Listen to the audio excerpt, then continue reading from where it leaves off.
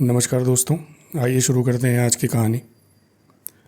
एक बार एक देश के राजा को उसके जागीरदार राज्य से उपहार के रूप में दो बहुत ही सुंदर बाज मिले। हालांकि उस समय बाज बहुत युवा थे, परंतु वे अब तक के देखे गए सबसे सुंदर पक्षियों में से एक थे। उनकी नस्ल बहुत ही अच्छी थी और उनको विशेष रूप से राजा के दरबार में रखने के लिए ही तैयार किया गया था। राजा ने पक्षियों को प्रशिक्षण देने वाले व्यक्ति को बुलाया और दोनों पक्षियों को प्रशिक्षित करने के लिए उसको सौंप दिया। प्रशिक्षण देने वाले व्यक्ति ने महीनों तक पक्षियों को सिखाया, लेकिन एक दिन उसने राजा को सूचित किया कि उनमें से एक बाज आकाश में काफ़ी ऊंचा उड़ रहा है और बहुत अच्छी तरह शिकार भी कर रहा है, जबकि दूसरा बाज आने के दिन से ही पेड़ की डाल पर बैठा हुआ है और वहाँ से बिल्कुल नहीं हिल रहा। उसे जो कुछ खाने को दिया जाता बस उसे खाकर उस डाल पर ही बैठा रहता। उसने राजा से शिकायत की कि मैंने पहले कभी इतना जिद्दी पक्षी नहीं देखा। यह भी बताया कि कैसे उसने उस पक्षी को उड़ाने की हर कोशिश की, परंतु वह नाकाम रहा। उस पक्षी ने एक बार तो उस पर हमला भी कर दिया। तो हो सकता है कि इस पक्षी के साथ कुछ गड़बड़ हो, यह उड़ना चाहता ही ना हो या यह उड़ेगा ही नहीं, प्रशिक्षक ने कहा। परंतु बाज अपने देश के सर्वश्रेष्ठ नस्ल के बाजों में से एक था। उसकी प्रतिभा की प्रशंसा उसे जानने वाले सभी व्यक्तियों ने की थी और वह ऊंची उड़ान भरने और शिकार करने के लिए ही बना था। इसलिए राजा ने पक्षी को उड़ाने के लिए प्रशिक्षक को कुछ और समय देने का फैसला किया।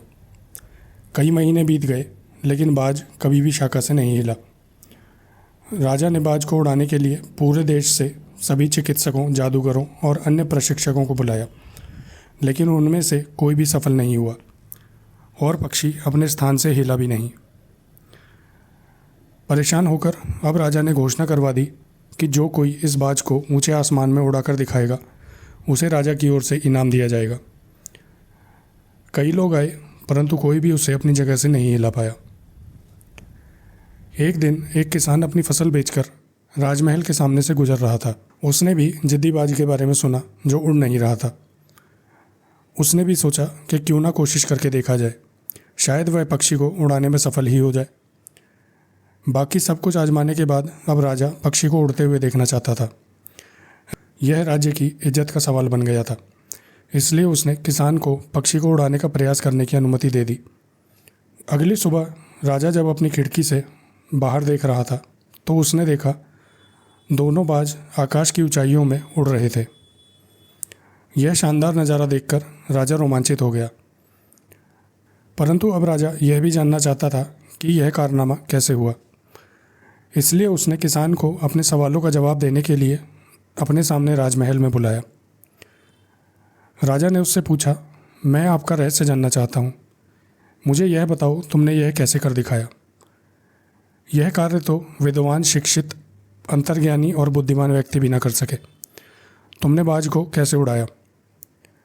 किसान ने राजा को प्रणाम किया और बोला, यह वास्तव में काफ़ी सरल था महाराज। मैंने तो बस उस पेड़ की उस शाखा को काट दिया जिस पर बाज हमेशा बैठा रहता था। यह सुनकर राजा अपने सभी मंत्रियों की ओर देखकर बोलने लगा, हम सभी ने यह तो सोचा ही नहीं। अब राजा ने किसान का धन्यवाद किया और उसको इनाम देकर सम्मानित किया। दोस्तों, इस कहानी से हमें यह शिक्षा मिलती है कि हम अपने जीवन में नई ऊंचाइयों को छूने के लिए बने हैं, लेकिन हम अपनी शाखा पर बैठे रहते हैं, उन चीज़ों से बंधे रहते हैं जिनसे हम परिचित हैं और कभी बदलाव का प्रयास नहीं करते।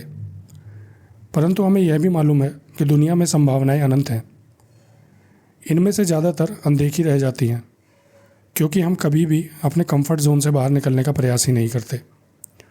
हम जिन विषयों से परिचित हैं उसमें कुछ नया खोजना छोड़ देते हैं। हमें अपने कंफर्ट जोन से बाहर निकलने की ज़रूरत है। खुद को एक नई ऊंचाई तक ले जाना होगा और डर की हर उस शाखा को काट कर फेंक देना होगा जिस पर हम लगातार बैठे हुए हैं। ऐसी और भी कहानियों को सुनने के लिए हमारे चैनल को लाइक, शेयर और सब्सक्राइब करना ना भूलें। कमेंट कर हमें यह भी बताएं आपको कहानी कैसी लगी। आपका बहुत बहुत धन्यवाद।